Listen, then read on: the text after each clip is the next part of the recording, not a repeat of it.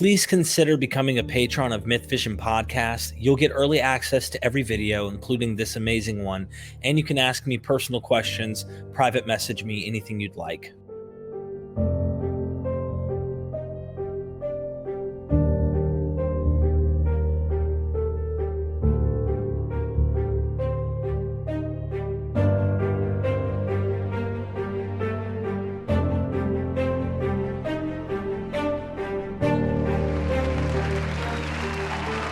Professor Elaine Pagels, you wrote a book called Why Religion? Can you tell us about it? Yes. The title, somebody said, why religion? Because many people say to me, why do you do religion? I mean, that's weird. And I was then married to a physicist, wonderful elementary particle physicist, and his friends thought it was crazy. I mean, study religion? Who would do that? In fact, even when I first went out on a date with this very good-looking guy, he said, why religion? Why don't you write about something that has impact in the real world? And I said to him, so why do you study elementary particles? You know, I mean, you can't even see them. I mean, and we both realized we were trying to understand something fundamental about the world we live in. And he was looking at the natural world, and I was looking at the cultural world. So anyway, we had a great marriage until his death 22 years later. It was great. So that was a question. But also somebody said to me, well, you wrote a book called Why Religion, but you don't answer the question. And I want to say, well, no, it's a thematic question. Because I grew up in a family, you know, in which was sort of Protestant, but it didn't matter. It wasn't a big deal. It was not a serious part of our life. It was kind of boring, church. Didn't matter much. So who needs religion? My father gave it all up for Darwin. And he thought it was just foolish old folktales. So who needs it? So I become a scholar studying it. Why?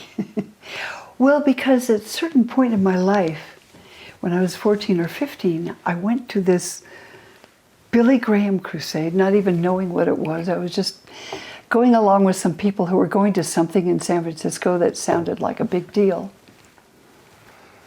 And this preacher was talking, very powerful. He's talking about America and the flaws of this country. I had never heard anyone talk that way. My family were very patriotic. My grandparents were immigrants from Holland and Switzerland. But he also talked about you can have a new life, you can be born again, you can have a new family. And I was 14, it's just the time when you want to break out, you know? And I thought, wow, that's great, I love that. So I went, and I was very moved by what he said, and by the music, and the emotional power of 18,000 people in the sports stadium, singing Just As I Am. It was a powerful come to Jesus moment, literally. And I did. And I joined an evangelical church. My parents were horrified. What? But I felt that I'd found something very powerful and important. And it was a very deep part of my life for quite a while.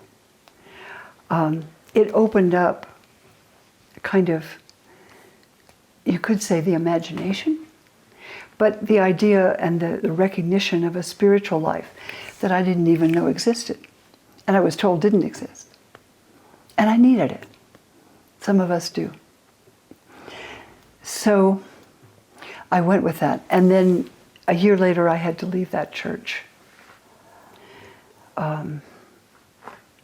Maybe we should... You told me, yeah, you kind of told me that they were like, your Jewish friend is going to hell because they didn't believe in Jesus. So you were like, I don't, are you kidding me? You know, like, absolutely not. Like, that's not something you believe in.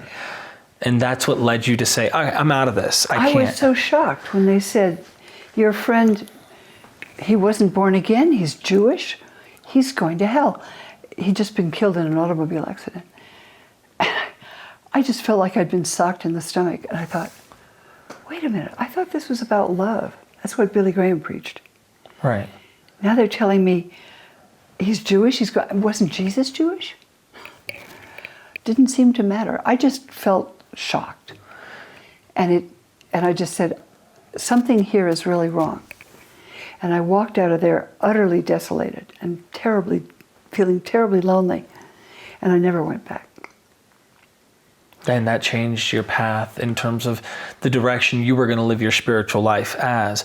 See, something that I was going to ask you in the light of the title, like why religion? For me, I see why it serves a purpose, and I see why it gives lots of people meaning. Various different versions of religions across the world give people meaning. It's been giving them meaning for thousands of years, probably more than that. Who knows how far back? Versions of forms, I guess if we wouldn't call it religion, but in some forms of worship or something has been going on. Different traditions and gods and goddesses and spiritual beings they talk about. Right. And so it's played a serious part of our evolutionary process. And so are we supposed to just get rid of it because there's been a lot of harms done in the name of religion?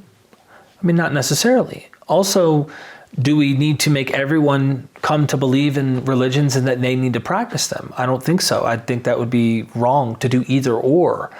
And I think you would also agree with me on that in the why religions, because I'm personally an atheist by definition. Call me a spiritual atheist, someone who sees the practical applications of why maybe structural religion is important or was important, at least for the longest, and it still plays a significant part of being important. For example, the moral compass and the structure of how society should be run and how people should act. Religions played a huge part in how to construct one's lifestyles, how to act, how to be. And I'd love to see a world where it wasn't like you had to have these things, everyone knew what they were doing, which is a utopian world, of course, that isn't here. But what would you say to someone like me who, this is outside of your book, so to speak, but it's like someone like me who understands the mind of a believer, who is extremely devout, who was there like the evangelical, who left that, didn't go to a liberal Christianity, if you will, but went more like, okay, God's bigger, but then eventually starts to look to the natural world and says, all of the experiences that are explained subjectively in one's own conscience, one's own mind and body, might have natural causes, but doesn't take away its meaning. Whereas you might say it on the flip coin and say, okay, sure, there's chemicals happening, but it's a spiritual thing taking place. Where I flip it the other way around. I think it's the opposite, but we both serve a purpose here. Yeah, and I can totally understand that. I mean, I just said, I'm out of here. I don't believe this stuff. And so I left for a long time, but about 4 years later, I kept thinking, there's something about the experience that really was powerful, that opened something up that had been shut off. Right. And it wasn't about what I believed as much as the sense of the possibility of spiritual understanding. Maybe something like what you're talking about. So I decided, okay, well, I'd like to find out, what do we really know about Jesus of Nazareth? What do we know historically? What if we just strip away all of the belief stuff and say, what can we find out? Right? That's kind of what you're doing. Right. So I went to graduate school, and I went to a school that was secular so that I wouldn't get brainwashed. And I wanted to find out, what do we know about Jesus? And the first thing I found out is, well, the earliest written sources we have are written a long time after Jesus. So there's a lot we don't know about who wrote them and how accurate they are and all of that. And then I discovered there were all these secret gospels that I had no idea existed. And that was really fascinating. And actually, they and the Gospel of Mark, which I also love, spoke to me on some level that's hard to articulate. So I was kind of fascinated, and not only saying this is an important part of culture, but this is something that I engage, And I'm sort of more of a explorer than a believer. Right. But I also kind of love these traditions, although some of them I think we have to discard, like Christian anti-Semitism. Certain kinds of elements of Christian traditions that are not in the service of its best impulses. I think what I like about what you say and what you're writing on is that you love you. You found yourself. You found what works for you, what makes you happy, and what you... So when you use the word, for example, spiritual life, right? I feel like I found that 6 years ago when I got clean off drugs. Yes. However, I define it differently. Yes. In this abstract philosophical sense, yes, there's this mind concept of like, you know, I could break things down into like, okay, this process of serotonin released with this chemical and that's all natural processes. But the way I perceived it was narrative wise. It had impact, it had value, it had meaning, it gave me a sensation, it gave me, I had it. That I will call spiritual experience, even if I do say the natural world is what gave that to me as a creature of this world. But what I like about where you come from too, that I think I share with you, is that we all come from this universe. We come from this bigger picture we can't wrap our heads quite around. Even though I think, and I think this biasly, not knowing with certainty, the same way I wouldn't know that with certainty Jesus existed or anything else, I feel like maybe there's a natural explanation to all things, and it's beyond our comprehension. Whereas someone else might go, well, we don't know, and that's why I think there's a God and there's a bigger picture. Me, I think maybe there isn't a God, right? But my experience and this story that's in my head is the one that matters, right? And I want it to be something other people experience. I want them to find themselves too. I don't want you to have to go to a building to figure it out and go through a ritual mantra and it doesn't do anything for you. Just like a lot of the prophets seem to say, your sacrifices are nothing. Stop. Because you're not pious. You're not living a life true to being a good person or whatever. You know what I mean? I do. I mean, like you, I want to know, what do we actually know historically? What's the evidence? I don't see a dichotomy between historical scientific interpretation of the world and what I think of as the spiritual imagination, which gives rise to our stories. Mm-hmm. I don't see these as opposites. I mean, when you talk about stories, it's the way we interpret the universe, what we know and what we don't, and there's a lot we don't know. So I feel very in tune with what you're saying, because I'm not interested in believing a bunch of things so much as how we treat each other. I mean, you talked about these traditions, and I was teaching a course this year with my colleague Jonathan Gold. He's Jewish, but he doesn't practice Judaism. He's been fascinated by Buddhism his whole life, and he's a specialist in Tibetan Buddhism, and he practices Buddhist meditation. And so we taught a course that I asked him, hey, how about this? I don't know much about Buddhism, but I'd like to know more, and you don't know much about Christianity. He said, I don't know much. Well, fine. So why don't we do a course, we'll call it Jesus and Buddha, and we'll compare them and just see what we come up with. We'll learn from each other. So he said, great, let's do it. So we've taught a course called Jesus and Buddha at Princeton. Wow. And we looked at the life of the founder, the stories about the birth of the Buddha, the stories about which happened supposedly 300 or 400 years before the birth of Jesus, stories about the birth of Jesus, stories about how did the Buddha become the Buddha? What does it mean that he became enlightened? How did Jesus of Nazareth become the Christ? The story is about the baptism, when the Spirit comes upon him, right? And then what did he teach? What did each man teach? What kind of group did he gather? What did he teach them about how they should act? And we found out that they have very different views about lifetime and time and space and cosmology and the afterlife and angels and demons and all kinds of things. They're really different universes.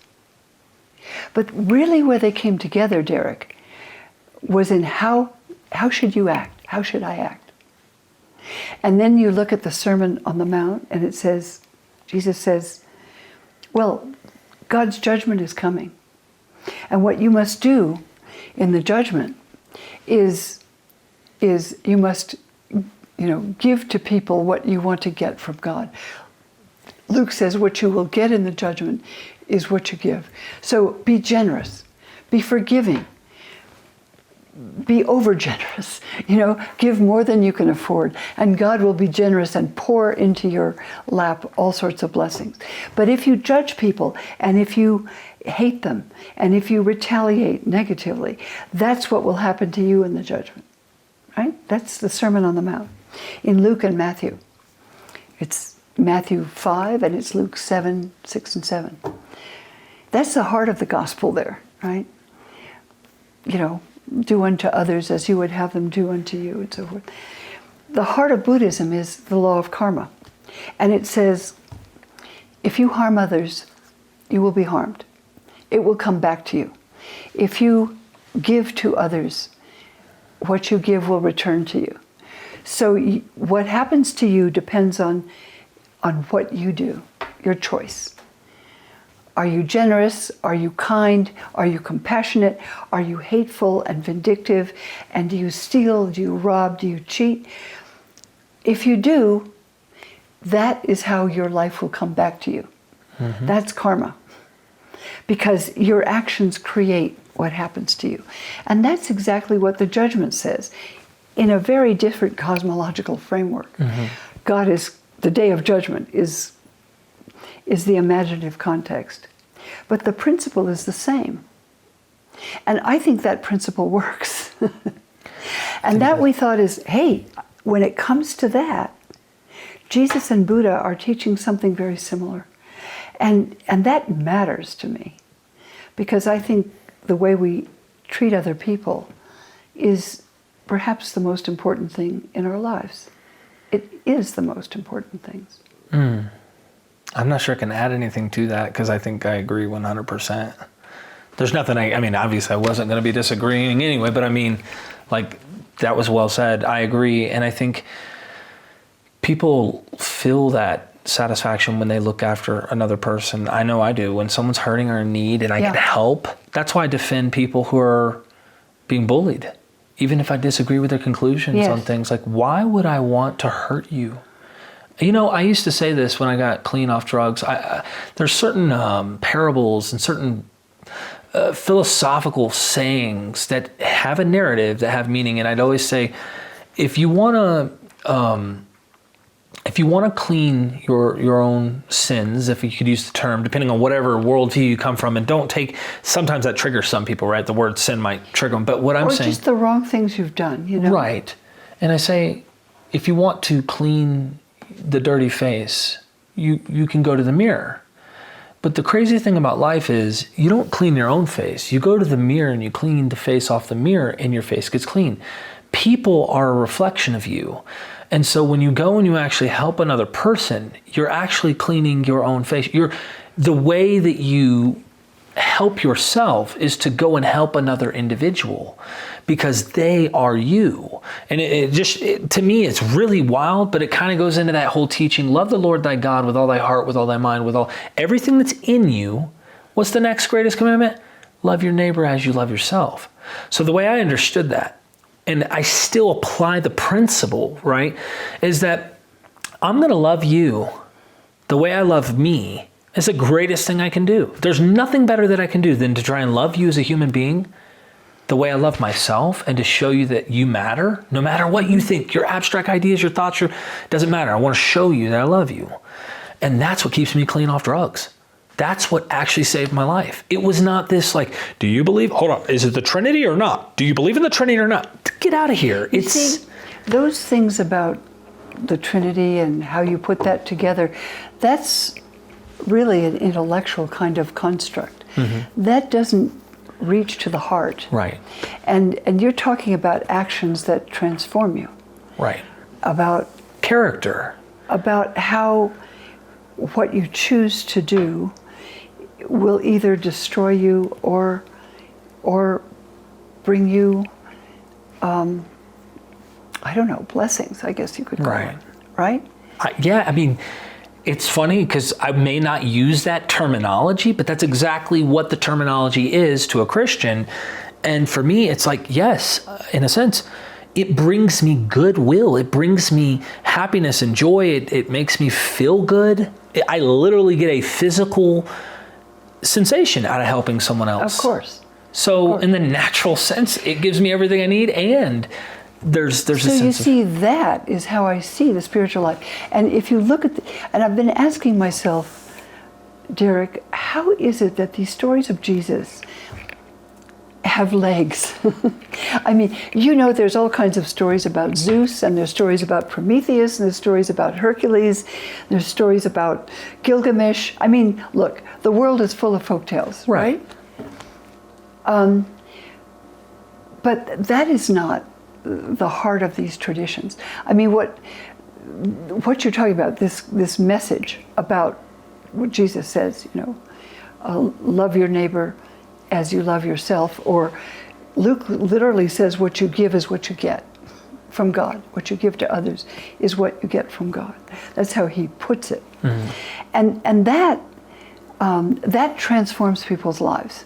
I mean, you've seen people like Leon Tolstoy, the great novelist, when he fell into a deep depression in his 50s after he had everything. He was wealthy, he was famous, he was successful, he had a big family, he had everything a man could want and everything he'd always wanted.